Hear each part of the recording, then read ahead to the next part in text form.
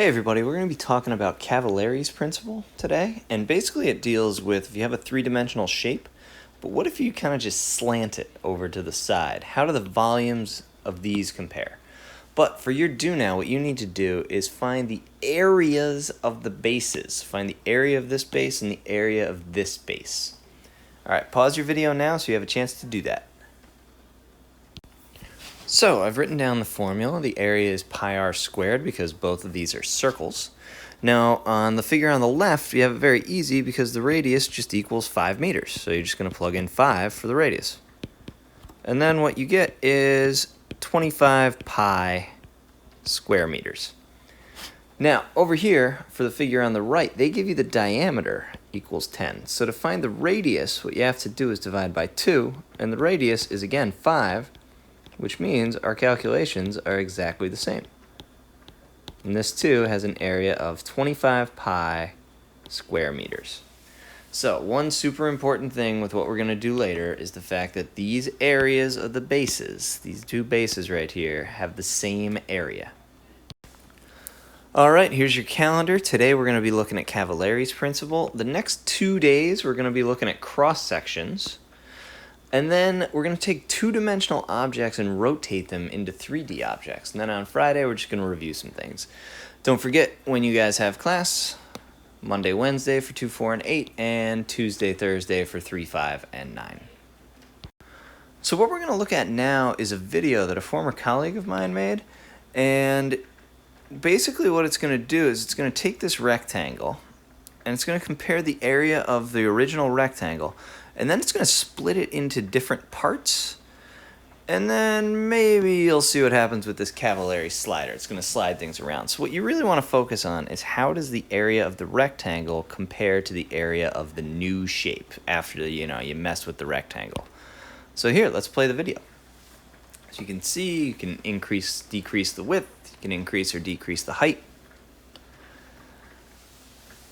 And now here, if you split it up into more parts, notice the area is still the same as the original rectangle. And if you slide one of these, the area is still the same. Technically that shouldn't have gone off the edge, but whatever, we'll forgive them. Okay, what if you split it into more parts? I wonder if that affects anything. Let's try 10. And then you slide it. Look, the areas are still the same.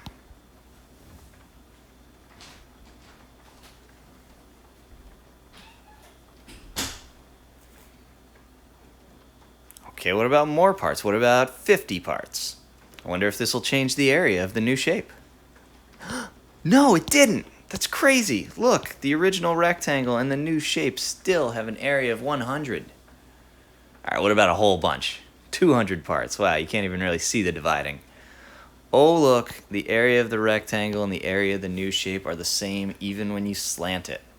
This is also an informal argument for why a parallelogram has the same area of a rectangle with the same base and height.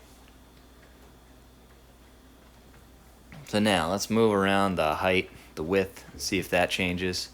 Look, the area of the rectangle is 30. What if we slide it? Oh, look, the new shape is still 30.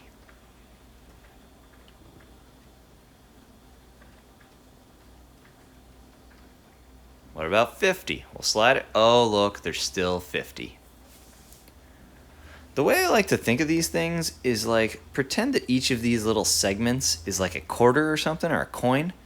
And if you move the coins over like that, they're still going to take up the same amount of space. They're just in a slightly different position.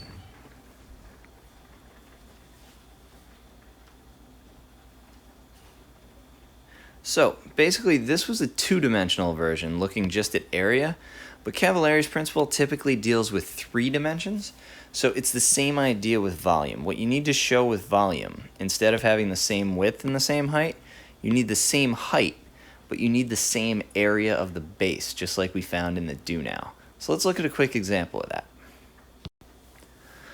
So it says that Sue believes that the 2 cylinders shown have equal volumes. Is Sue correct? Explain why, or why not.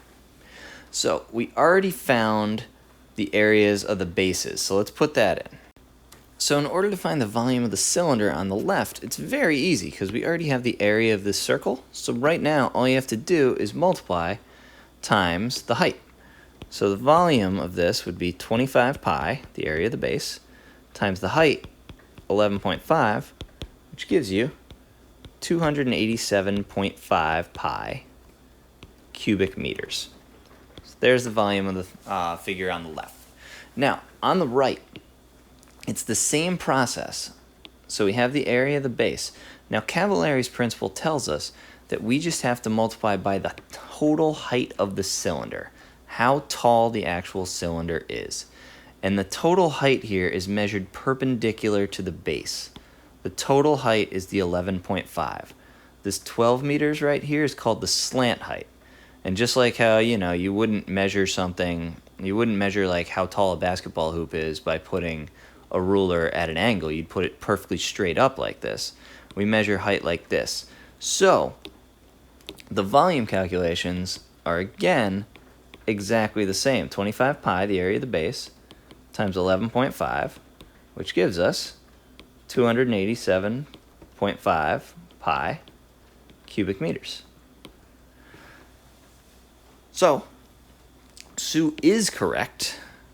She is correct because we have the same area of the base and we have the same height. Cavalieri's principle says as long as you have the same area of the base and the same height for these things, it doesn't matter if it's slanted. The volumes will still be exactly the same. So now it's time for you to try out a few examples. There's only 3 on this one, but if you get this question wrong on the reflection question, please rewind the video to a second ago. I said it about 3 times. All right, don't forget your Delta Math due Friday, and see you later. Good luck.